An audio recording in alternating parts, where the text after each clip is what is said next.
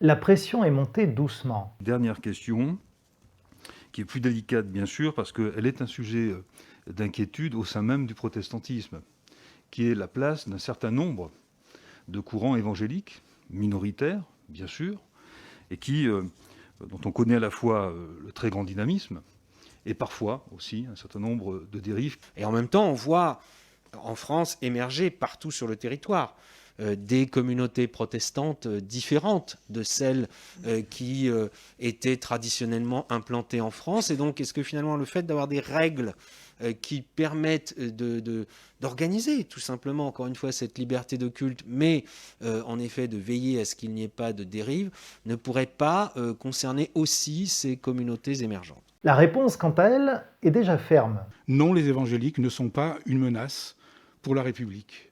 Il ne faut pas exagérer, quoi. C'est ici que je le dis, il ne faut pas exagérer.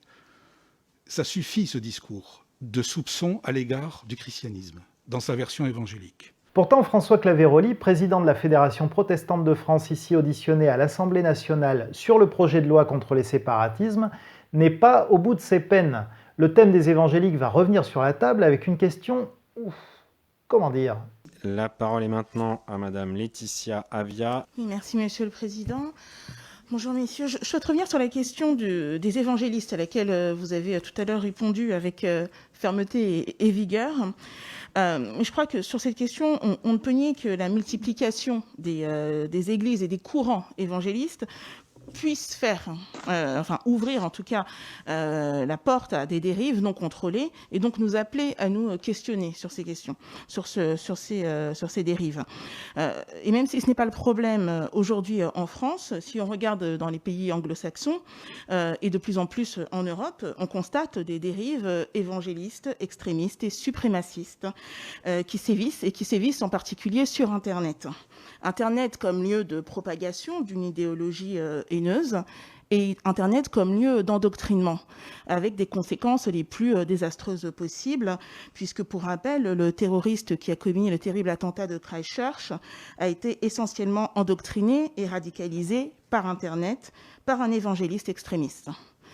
Donc, en tant que culte organisé en France, quelles sont vos préconisations pour nous prémunir contre de telles dérives, et ce, pour la protection des esprits comme de la sécurité de tous? Et ça, pour tout évangélique, ça a des airs de déjà-vu. Pour s'en rendre compte, il suffit d'aller sur YouTube, de taper « évangélique » dans le moteur de recherche, et vous tombez sur ça. Évangélique, la multiplication des gains. Les évangéliques inquiètent ou fascinent. Les évangéliques à la conquête du pouvoir. Ils influencent Donald Trump et Bolsonaro. Les évangéliques à la conquête du monde. Évangélistes, l'obsession de la virginité. Sectes, leur technique pour convaincre. La poussée des églises évangéliques. Les chrétiens se méfient des évangéliques. Le résultat de cet angle de vue un petit peu monochrome, c'est que tout évangélique se retrouve tôt ou tard dans la posture de François Claveroli face à la députée Laetitia Avia. Nous voici sommés de rendre des comptes et de nous expliquer sur une image qui est faite de nous et qui ne nous correspond pas. Et là, faut pas se louper. Et ce à quoi on va assister maintenant, c'est à un recadrage en bonne et due forme. Alors prenez des notes parce que ça vous sera utile.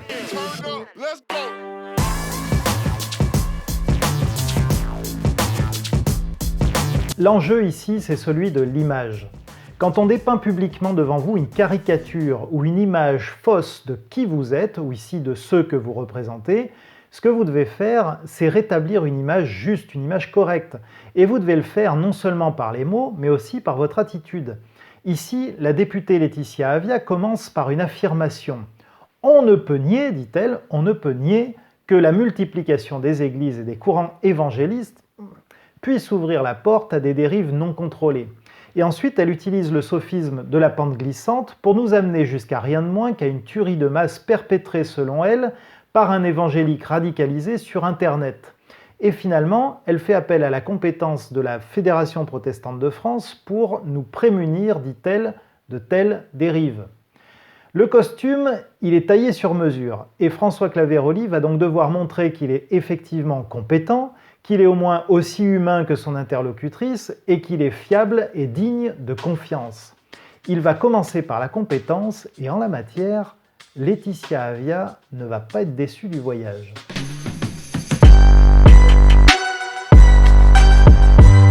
L'un des traits caractéristiques de la compétence, c'est la précision. Et donc naturellement, à ceci... Bonjour messieurs, je souhaite revenir sur la question des évangélistes. Évangéliste par un évangéliste extrémiste. Il répond évidemment cela. Je vous rappelle qu'il y a 4 évangélistes, Matthieu, Marc, Luc et Jean, et que ceux qui sont de la confession protestante de tendance, on va dire, évangélique, s'appellent effectivement évangéliques. Donc ce sont des églises évangéliques et ce sont des membres évangéliques, c'est une théologie évangélique. Évangélique, évangélique, évangélique, évangélique, évangélique. Et bien sûr, c'est efficace. C'est efficace parce qu'en matière de compétences, l'imprécision de son interlocutrice est fatale. Alors évidemment, c'est plus facile pour lui. Il est, lui, dans son domaine de compétences. Mais ce qu'on peut retenir en ce qui nous concerne, c'est que quand on avance ses pions en sommant quelqu'un de s'expliquer sur quelque chose de grave, on a franchement intérêt à protéger nos arrières en apportant des faits précis, concrets et documentés. Parce que dans le cas contraire, on est mis à l'amende et notre crédibilité se retrouve au sous-sol. En revanche, ce à quoi François Claveroli a dû faire face ensuite était autrement plus redoutable. Et pour relever ce défi-là, vous avez tout intérêt à avoir conscience de ce qui se joue.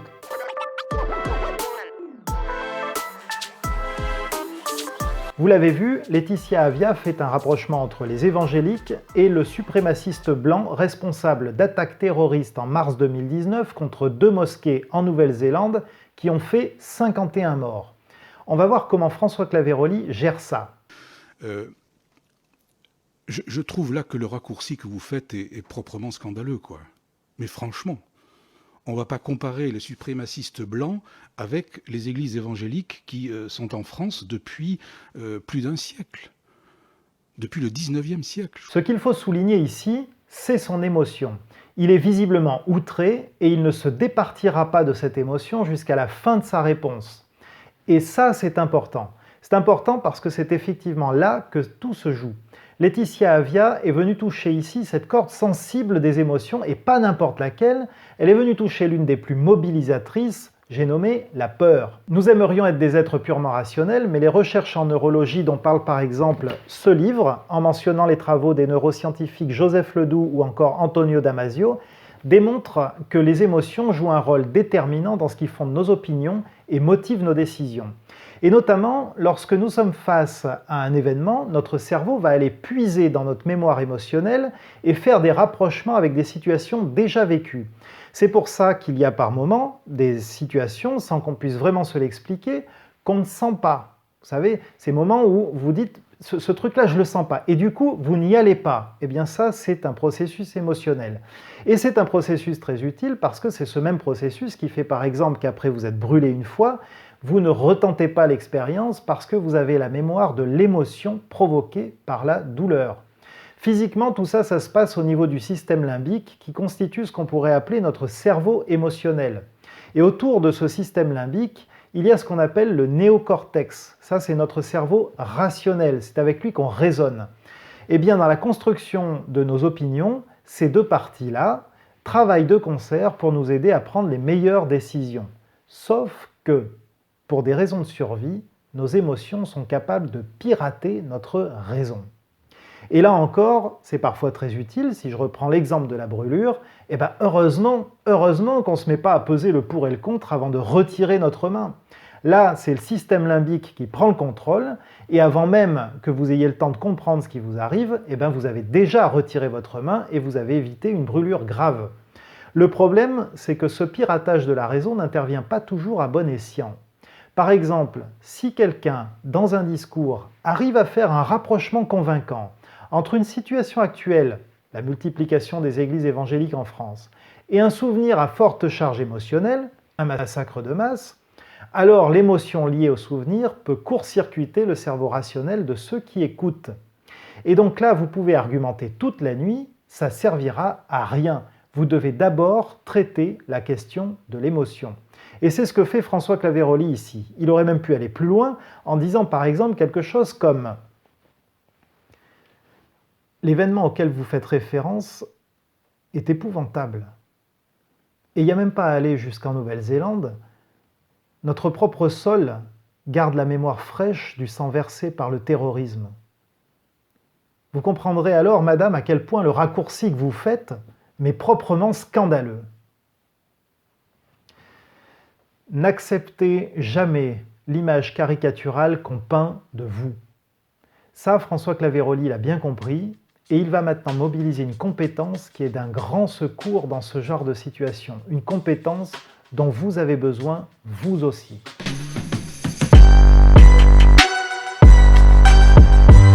François Claveroli avait plusieurs options devant lui. Il aurait pu par exemple passer à l'offensive et soumettre l'argumentation de Laetitia Avia au filtre de la véracité, de la vérité. D'où tenez-vous que ce terroriste a été radicalisé par un évangélique? Quelles sont vos sources? Et ça, c'est une vraie question parce que pour avoir fait une recherche sur Internet, personnellement, j'ai rien trouvé à ce sujet. Il aurait pu aussi contester la validité du raisonnement. Qu'est-ce qui vous permet de faire un lien entre le mouvement évangélique français et les attaques de ce terroriste à l'autre bout de la planète quand lui-même justifie son acte par des motifs politiques? Et là encore, c'est une vraie question, puisque quand ce terroriste a fait référence à la France, c'était pas pour parler des évangéliques, c'était pour citer les ouvrages de Renaud Camus, un penseur d'extrême droite. Il aurait pu, mais il a bien fait de ne pas le faire. Il a bien fait parce que le contexte dans lequel il se trouve, c'est celui d'une audition à l'Assemblée nationale sur le projet de loi contre les séparatismes, projet qui non seulement en l'état, je le dis au passage, va manquer sa cible, qui est l'islamisme radical, mais qui en plus va faire peser de lourdes contraintes sur les associations cultuelles qui sont en France aux 2/3 protestantes. Je ferme la parenthèse et je vous mets un lien à ce sujet en bas de la vidéo parce qu'il y a là un appel à l'action auquel il est important de donner suite. Mais pour en revenir à notre sujet, son public à lui à ce moment-là, ce sont les députés qui l'auditionnent et auxquels appartient Laetitia Avia.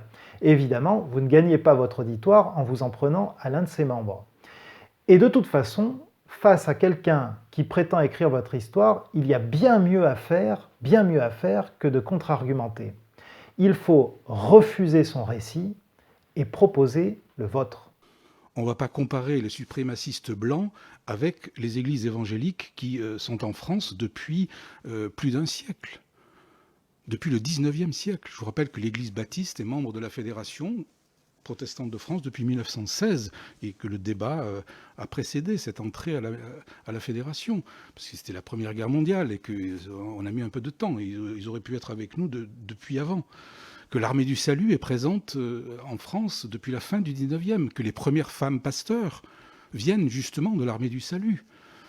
Donc, vous voyez, il faut arrêter ces raccourcis. Il faut arrêter ça. S'il vous plaît, il faut arrêter ça, parce que si ici même, à l'Assemblée nationale, ces raccourcis sont diffusés, où ça va s'arrêter? C'est pour ça que c'est important de savoir qui on est. C'est pour ça que c'est important de savoir d'où nous venons. C'est pour ça que c'est important de savoir où sont nos racines. Parce que si vous ne connaissez pas votre histoire, tôt ou tard, quelqu'un l'écrira pour vous. Ne laissez pas faire ça. Votre histoire, c'est à vous de l'écrire. Vous n'avez pas besoin de biographe. Écrivez votre histoire et vous serez en mesure d'en faire le récit au moment opportun. Alors les amis, la prochaine fois qu'on vous somme de vous expliquer sur une caricature de ce que vous êtes ou de ce que vous représentez, n'acceptez ni les imprécisions formulées, ni les associations malsaines, ni les récits fantasmés. Vous êtes de ceux qui sont compétents, vous êtes de ceux qui sont aimants, vous êtes de ceux qui écrivent l'histoire de leur existence. Et c'est pour ça que j'ai démarré cette chaîne YouTube, pour qu'ensemble, nous devenions acteurs de nos vies. Et ça commence ici.